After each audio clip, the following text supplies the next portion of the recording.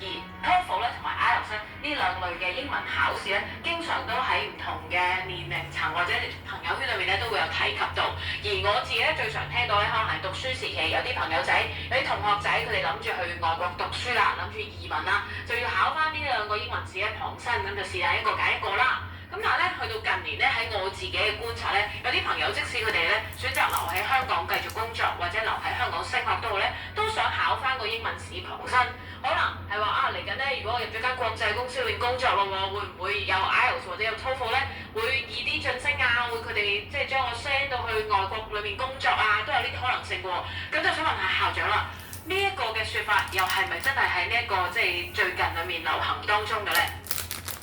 其實咧你講一部分咧係啱，一部分咧就係有少少保留嘅。咁啱係邊一部分咧？其實咧，如果你有一個嘅 IELTS 嘅成績啦，咁你如果喺個求職信裏面就講話我有 IELTS 幾多分咧，其實咧係會有幫助嘅，因為可能咧人哋會對你個英文有一個嘅信心。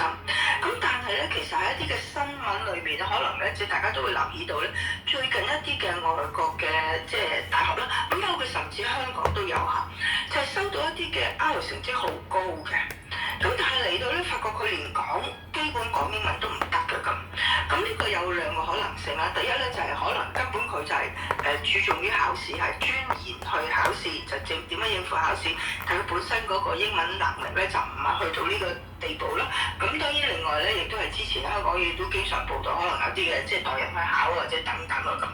咁我哋唔講呢一樣嘢，但係咧就講翻究竟一個嘅機構，佢係咪會睇一個 IELTS 咧去決定一個嘅同事嘅升職，或者係派佢去外國咧？我可以話俾你聽啦，機會絕對好低嘅。因為點解咧？第一，面試嗰陣咧，其實佢同你講幾句，佢已經知道你英文得唔得啦。咁呢個咧，英文得唔得咧，就唔係話淨係咧大家都知道咧，英文有分幾方面啊，講啊、寫啊、聽啊咁樣。咁而最經常會用得到咧，一定係嗰個即係聽同埋講，即係你聽人哋點樣，跟住點樣去覆嘅咁。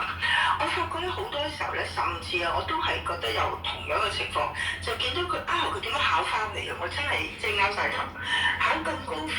咁點解連即係基本嗰個會話對話都講到幾吉吉，或者係即係唔係一般嘅用語個講法咧，即係會好怪嘅咁講。咁其實咧，所以我一定要話俾大家聽咧，千祈唔好有呢個誤會，唔係話我考到咁高分，